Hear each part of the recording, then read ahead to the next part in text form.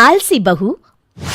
एक गांव में जयसी नाम के एक जमींदार रहते थे, जिनके 5 बेटे और एक बेटी थी। इकलौती बेटी होने के कारण उसे सबसे ज्यादा दुलार भी मिलता था। जमींदार की बेटी ज्योति अपने पिता के इस दुलार की वजह से जिद्दी, गुस्सैल और आलसी हो गई थी।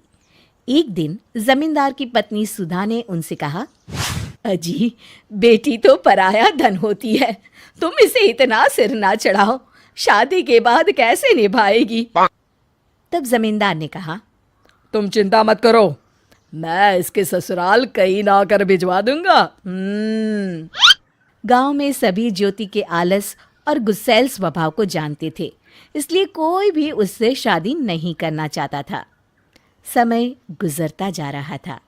एक दिन जमींदार ने गांव के सबसे होनहार लड़के रवि को बुलाया और कहा, देखो वीर, तुम्हारे पिता भोलाराम ने मुझसे जो कर्ज लिया है, तुम उसे आज तक चुका रहे हो।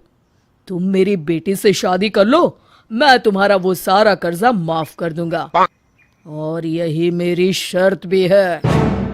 मजबूरन रवि को इस शादी के लिए हाँ कहनी पड़ी और दोनों की शादी हो गई।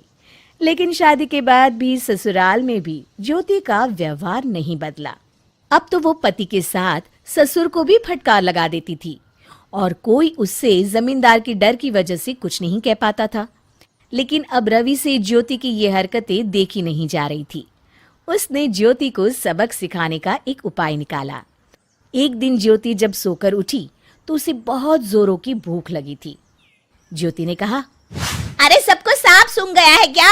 मुझे जोरों की भूख लगी है, कोई खाना लाओ। ज्योति, आज खाना तुम्हें बनाना है। ज्योति रुआंसी होकर कहने लगी, ना बाबा ना, इस कड़ाके की ठंड में मुझसे खाना वाना नहीं बनेगा। हाँ, अच्छा ठीक है, खाना मैं बना लूंगा, बस रसोई में तुम मेरी थोड़ी मदद कर देना। अब रवि की बात मानने के अलावा ज्योति के पास कोई चारा नहीं था। दोनों ने मिलकर खाना बनाया। रवि खाना खाने के बाद कहता है, ज्योति, मैं खेत पर जा रहा हूँ काम करने, तुम घर में चौकस रहना। हाँ? चौकस? वो क्यों? तुम्हें ये बात नहीं पता, लेकिन दिन में प्रेत यहाँ से गुजरते हैं और जो भी उनकी तरफ देखता है वो उसे नोच डालते हैं। ज्योति डर गई। नहीं नहीं, तब तो मैं यहाँ नहीं रहूंगी। तो क्या तुम मेरे साथ खेत चलोगी? मैं इस ठंड में बाहर नहीं जा सकती। लेकिन एक बात तो बताओ, ये प्रेत तुम्हारे सामने क्यों नहीं आते?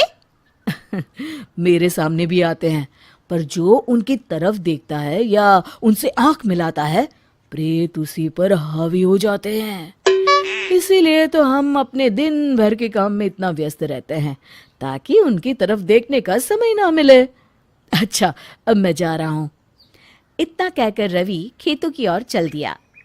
घर में खाली बैठी ज्योति को अब ये सोचकर डर लगने लगा। उसने सोचा, हे भगवान, अब मैं क्या करूं? यहाँ अकेले मुझे काम करते रहना चाहिए ताकि मेरा भी ध्यान प्रेत पर न जाए। अब बिना माँ के काम करना ज्योति की मजबूरी बन गई थी। वो डर से खाली भी नहीं बैठ सकती थी। उसने मन में सोचा, रवि के आने से पहले क्यों ना खाना ही बना लूं। उस रात को खाना ज्योति ने बनाया। रवि जब घर आया तो देखा पूरा घर साफ होने के साथ साथ रात का खाना भी बन गया है। ये देखकर वो बहुत ही खुश हुआ। ज्योति ने कहा, आज प्रेत नहीं आए जी, मैं पूरा दिन काम में ही जुटी रही। हाँ, तभी शायद वो बगल से निकल गए होंगे। इसके बाद अब रोज ज्योति डर के मारे काम करने लगी और धीरे धीरे उसका स्वभाव बदल गया। 2 महीने निकल गए और एक दिन जमींदार अपनी पत्नी के संग अपनी बेटी ज्योति से मिलने आए।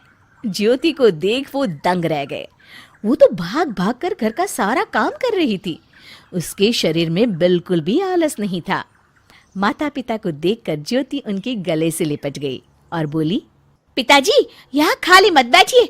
माँ, आप भी ना यहाँ जल्दी से कुछ काम करिए, नहीं तो प्रेत आप दोनों को भी नुकसान पहुंचाएंगे। जमींदार को बेटी की बात माननी पड़ी और वो आंगन में रखे भूसे को घर में रखने लगे। शाम को जब रवि और उसके पिता खेत से लौटे तो दोनों अचंभित खड़े देखते रह गए। किसान ने जमींदार से क्षमा मांगी। मुझे तो कुछ समझ में नहीं आ रहा है। बेटा रवि, ये कैसा प्रेत, किस प्रेत की बात कर रही है ये? रवि ने जमींदार से सारी बातें बताई। पिताजी, मुझे माफ करिएगा, लेकिन मैंने ज्योति के आलस को दूर करने के लिए ये प्रेत वाला झूठ बोला था, और भोली भाली ज्योति प्रेत वाली बात को सच मानकर खाली बैठने से डरने लगी और काम करने लग गई। अब देखिए ना, आपकी बेटी कितनी मेहनती और समझदार हो गई है। रवि की समझदारी और चालाकी से ज्योति के माता पिता बहुत खुश थे और सभी प्रेत वाली बात पर हंसने लगे।